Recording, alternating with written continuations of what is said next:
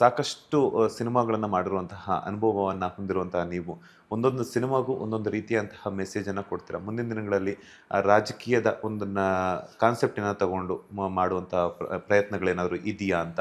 ಯಾಕಂತಂದರೆ ಈಗ ರೈತರ ಬಗ್ಗೆ ಆಗಿರ್ಬೋದು ಅಥವಾ ಬೇರೆ ಥರದ್ದಾಗಿರ್ಬೋದು, ಆ ಥರ ಒಂದು ಈಗಲೇ ಹೇಳಿದ್ರಿ ನೀವು. ಇನ್ನೊಂದು ಲಾಭ ನಷ್ಟಗಳು, ಅದ್ರ ಜೊತೆಗೆ ಇನ್ನೊಂದೇನಂತಂದರೆ ಯಾವ ರೀತಿ ಜನ ಮೋಸ ಹೋಗ್ತಾರೆ, ಆ ಥರದ ಕಾನ್ಸೆಪ್ಟ್ಗಳನ್ನ ಇಟ್ಕೊಂಡು ರಾಜಕೀಯವಾಗಿ ಏನೆಲ್ಲ ಚೇಂಜಸ್ ಮಾಡಬಹುದು ಅನ್ನುವಂಥದ್ದು.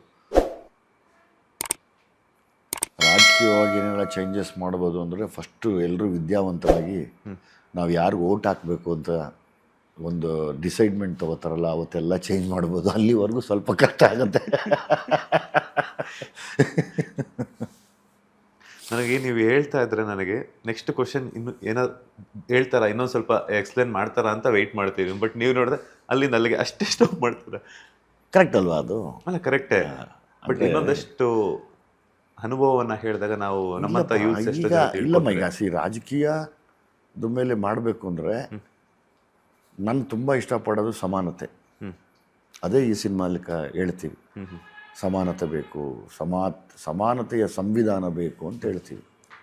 ಓಕೆ, ಅದಾದಮೇಲೆ ನೀವು ಒಬ್ಬ ರಾಜಕೀಯದ ಲೀಡ್ರನ್ನ ನಾವು ತೊಗೋಬೇಕಾದ್ರೆ ಪ್ರಾಮಾಣಿಕವಾಗಿರೋರು ಯಾರು ಅಂತ ಫಸ್ಟು ಹುಡುಕಿ ಅವ್ರಿಗೆ ನಾವು ಮತ ನೀಡಿದ್ರೆ ನಮಗೆ 100% ಒಳ್ಳೆಯದಾಗತ್ತೆ. ಎಲ್ಲೋ ಒಂದು ಕಡೆ ಯಾಮಾರಿ ನಾವು ದುಡ್ಡೇ ದೊಡ್ಡದು ಅವತ್ತು ಅಂತ ಹೇಳಿ ಅದನ್ನು ತೊಗೊಂಡು ಲೈಕ್ ಕೆಲಸ ಮಾಡದೇ ಇರೋರ್ಗೆ ಓಟ್ ಹಾಕಿದಾಗ ತಿರ್ಗಾ ಹಿಂದೆ ಹೋಗ್ತಾ ಇರುತ್ತೆ ರೇಸು. ಸೊ ಎಲ್ಲಿಗೆ ಯಾವತ್ತೂ ಎಲ್ಲ ಪ್ರಾಮಾಣಿಕವಾಗಿ ನಮಗೆ ನಾವು ಆ ಜ್ಞಾನ ಇಟ್ಕೊಂಡು ಇವ್ರನ್ನ ವೋಟ್ ಮಾಡಿ ನಿಲ್ಲಿಸಿದ್ರೆ ನಮ್ಮನ್ನು ಇವರು ಚೆನ್ನಾಗಿ ಕಾಪಾಡ್ತಾರೆ ಅಂತ ಆಸೆ ಇಟ್ಕೊಂಡು ಅವತ್ತು ಮತ ನೀಡಿ ಅವ್ರನ್ನ ತೊಗೊಂಬರ್ತೀವೋ 100% ಅವತ್ತು ನಮ್ಮ ದೇಶ ಉದ್ಧಾರ ಆಗುತ್ತೆ ಒಂದು. ಆಮೇಲೆ ಇವತ್ತು ಕೂಡ ಕೆಲವರು ಪ್ರಾಮಾಣಿಕರಿದ್ದಾರೆ, ಅದು 2 ಪಕ್ಷದಲ್ಲಿದ್ದಾರೆ, 3 ಪಕ್ಷದಲ್ಲಿದ್ದಾರೆ. ಯಾಕೆ ನಾನು ಎಲ್ಲ ನೋಡ್ತಿರ್ತೀನಿ. ಯಾರು ಏನು ಕೆಟ್ಟವರಿಲ್ಲ ಇಲ್ಲಿ. ಎಲ್ಲ ಕಡೆನೂ ಒಳ್ಳೊಳ್ಳೆ ಪ್ರಾಮಾಣಿಕರಿದ್ದಾರೆ. ಅವರೆಲ್ಲ ಸೇರಿದ್ರೆ ಸಖತ್ತಾಗಿರುತ್ತಲ್ಲ ಅಂತ ನನ್ನ ಆಸೆ. ಎಸ್, ಕನ್ನಡ ಅಂತ ಬಂದಾಗ ಒಂದು ಹೆಜ್ಜೆ ಮುಂದೆ ಇರುವಂಥವ್ರು ನೀವು. ರೀಸೆಂಟ್ ಆಗಿ ಸೈಮಾ ಅವಾರ್ಡ್ಸ್ ಅಲ್ಲೂ ಕೂಡ ನೀವು ನಿಮ್ಮ ಒಂದು ಬೇಸರದ ಮಾತುಗಳನ್ನು ವ್ಯಕ್ತಪಡಿಸಿದ್ರಿ. ಸೊ ಈ ಥರ ಒಂದು ಅನುಭವಗಳಾದಾಗ ಹೆಂಗೆ ಅನ್ನಿಸ್ತೈತೆ? ಅದು ಕೂಡ ನಮ್ಮ ಕನ್ನಡದ ಭಾಷೆ ಬಗ್ಗೆ, ಪರಭಾಷೆಗಳ ಒಂದು ಸ್ಥಳಗಳಲ್ಲಾದಾಗ. ನಾನು ಯಾವಾಗಲೂ ನನಗೆ ನನ್ನ ಭಾಷೆ, ನಮ್ಮ ಭೂಮಿ ಎಲ್ಲ ಕನ್ನಡ ನಮಗೆ. ಅಂದರೆ ಫಸ್ಟು ಆದ್ಯತೆ ಅದಕ್ಕೆ ಕೊಡಬೇಕು ಅಂತ ಅನಿಸುತ್ತೆ.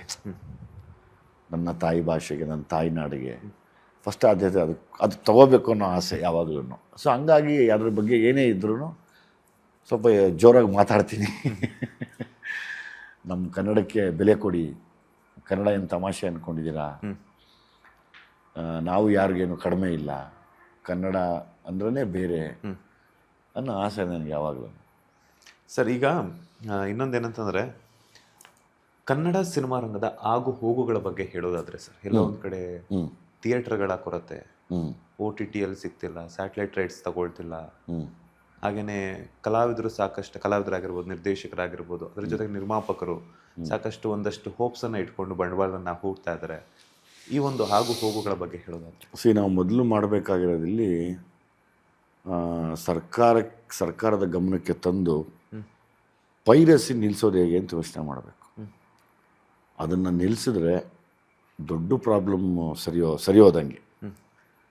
ಯಾಕಂದರೆ ಪಾಪ ಬಂಡವಾಳ ಹಾಕಿರೋಂಥ ಪ್ರೊಡ್ಯೂಸರ್ಸು ಏನೋ ಮಾರ್ನಿಂಗ್ ಶೋ ನಡೀತಾ ಇದೆ ಅಂದ ತಕ್ಷಣ ಮ್ಯಾಟ್ನಿ ಹೊತ್ತಿಗೆ ಅವರೇ ಬೇರೆ ಬೇರೆ ಆ್ಯಪ್ಗಳಲ್ಲಿ ಬರ್ತಾ ಇದೆಯಲ್ಲ, ಅದ್ರ ಬಗ್ಗೆ ಗೊತ್ತಿಲ್ಲ ಯಾರ್ಯಾರು ಗಮನ ಹರಿಸ್ತಾ ಇದ್ದಾರೋ ಏನೋ. ಈ ಮೂಲಕ, ತಮ್ಮ ವಾಹಿನಿ ಮೂಲಕ ಸರ್ಕಾರಕ್ಕೂ ನಾನು ರಿಕ್ವೆಸ್ಟ್ ಮಾಡ್ಕೋತೀನಿ, ದಯಮಾಡಿ ಈ ಕನ್ನಡ ಚಿತ್ರರಂಗ ಉಳಿಬೇಕಾದ್ರೆ ಇವತ್ತು ಪ್ರೆಸೆಂಟ್ ಸಮಸ್ಯೆ ಪೈರಸಿ, ಅದನ್ನು ನಿಲ್ಲಿಸ್ಕೊಡಿ ಅಂತ. ಫ್ಯಾನ್ಸ್ ವಾರ್, ಸ್ಟಾರ್ ವಾರ್, ಅದರ ಜೊತೆಗೆ ಸೋಷಿಯಲ್ ಮೀಡಿಯಾದಲ್ಲಿ ಒಂದಷ್ಟು ನೆಗೆಟಿವ್ ಕಮೆಂಟ್ಸನ್ನು ಹಾಕುವಂಥವ್ರಿಗೆ ನಿಮ್ಮ ಒಂದು ಕಿವಿ ಮಾತು? ಅವರವರು ಇಷ್ಟಪ್ಪ ಅದು. ಈಗ ನಾವು ಅವರವರ ಭಾವನೆಗಳನ್ನು ಎಲ್ಲೋ ಪಾಪ ಅವರು ಅದನ್ನು ತೋರಿಸ್ಕೋತಾರೆ. ಅವ್ರಿಗೆ ನಾವೇನು ಹೇಳಕ್ಕೆ ಬರಲ್ಲ. ಬಹುಶಃ ಮುಂದಕ್ಕೆ ಗೊತ್ತಾಗ್ಬೋದು ಏನೋ. ಆಮೇಲೆ ಯಾರೂ ಫ್ಯಾನ್ಸ್ ವಾರು ಏನು ಮಾಡಬೇಡಿ ದಯಮಾಡಿ. ಎಲ್ಲ ಕನ್ನಡ ಸಿನಿಮಾನ ಪ್ರೀತಿಸಿ, ಕನ್ನಡ ಸಿನಿಮಾನ ಬೆಳೆಸಿ. ಈಗ ಎಲ್ಲ ಹೀರೋಗಳು ಮಾಡಿದಾಗಲೂ ಒಂದೊಂದೇನೋ ವಿಶೇಷತೆ ಇಟ್ಕೊಂಡು ಮಾಡಿರ್ತಾರೆ. ಎಲ್ಲವಕ್ಕೂ ಬೆಂತಟ್ಟಿ ಅಷ್ಟೇ ಸಾಕು ನಮಗೆ. ಯಾಕೆಂದರೆ ನೀವು ಇಲ್ದಿರ ನಾವಿಲ್ಲ ಯಾವತ್ತು. ನೀವೇ ಡಿವೈಡ್ ಆಗೋದ್ರೆ ಬೇಜಾರಾಗತ್ತೆ ನಮಗೆ. ನಾನು ಅಷ್ಟೇ ಹೇಳಬಲ್ಲೆ ಅವರಿಗೆ. ಸ್ಯಾಂಡಲ್ವುಡ್ ಸಿನಿಮಾ ರಂಗದಲ್ಲಿ ಕಂಟೆಂಟ್ ಓರಿಯೆಂಟೆಡ್ ಸಿನಿಮಾಗಳು ಬರ್ತಿಲ್ಲ. ಪರಭಾಷೆಗಳಲ್ಲಿ ಕಂಟೆಂಟ್ ಕಾ ಬಾಪ್ ಅನ್ನುವಂಥ ಸಿನಿಮಾಗಳು ಬರ್ತಾ ಇದೆ. ಹಾಗಾಗಿ ಸ್ಯಾಂಡಲ್ವುಡ್ ಸಿನಿ ಪ್ರೇಕ್ಷಕರು ಕನ್ನಡ ಸಿನಿಮಾಗಳನ್ನು ಕೈ ಹಿಡಿತಿಲ್ಲ ಅನ್ನೋ. ಇಲ್ಲ, ಒಂದಾಗತ್ತೆ ನೋಡಿ, ಅದು ಯಾವತ್ತೂ ಸುಳ್ಳು. ಕಂಟೆಂಟ್ ಇರೋ ಸಿನಿಮಾಗಳು ಬರ್ತವೆ, ಬಂದಾಗ ಯಾವತ್ತೂ ಜನ ಅದನ್ನು ಕೈ ಬಿಟ್ಟಿಲ್ಲ.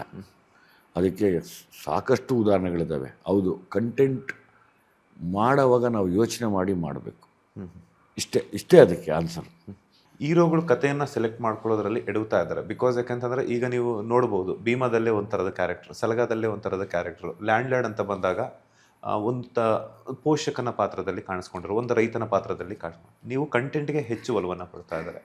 ಸೊ ಅದರ ಜೊತೆಗೆ ಇನ್ನೊಂದಷ್ಟು ಜನ ಒಂದಷ್ಟು ವರ್ಷಗಳಾದರೂ ಕೂಡ ಕಂಟೆಂಟ್ ಅನ್ನುವಂಥ ತಲುಪಿಸೋದ್ರಲ್ಲಾಗಿರ್ಬೋದು ಎಡುತ್ತಿದ್ದಾರೆ ಅನ್ನುವಂಥದ್ದು. ಯಾಕಂತಂದರೆ ಅಲ್ಲಿ ಒಡಿಬಡಿ ದೃಶ್ಯಗಳಾಗಿರ್ಬೋದು, ಅವರಿಗೆ ಒಂದಷ್ಟು ಬಿಲ್ಡಪ್ ಕೊಡುವಂಥದ್ದಾಗಿರ್ಬೋದು, ಈ ಥರದ ಇದೆ. ಹಾಗಾಗಿನೇ ಸ್ಯಾಂಡಲ್ವುಡ್ ಸಿನಿಮಾ ರಂಗದಲ್ಲಿ ಒಂದಷ್ಟು ಸಿನಿಮಾಗಳು ಸೋಲ್ತಿವೆ ಅನ್ನುವಂಥದ್ದು. ಇಲ್ಲ ಏನಾಗುತ್ತೆ, ಈಗ ಒಂದು ಆ್ಯಕ್ಷನ್ ಹೀರೋ ಆಗಿ ನಾನೇನು ಹೇಳಬಲ್ಲೆ ಅಂದರೆ, ನಾನು ಆ್ಯಕ್ಷನ್ ಮಾಡದೆ ಹೋದರೆ ನೋಡಲ್ಲ, ಕಂಟೆಂಟ್ ಇಟ್ಕೊಂಡು ಆ್ಯಕ್ಷನ್ ಮಾಡಿದ್ರೆ ನೋಡ್ತಾರೆ.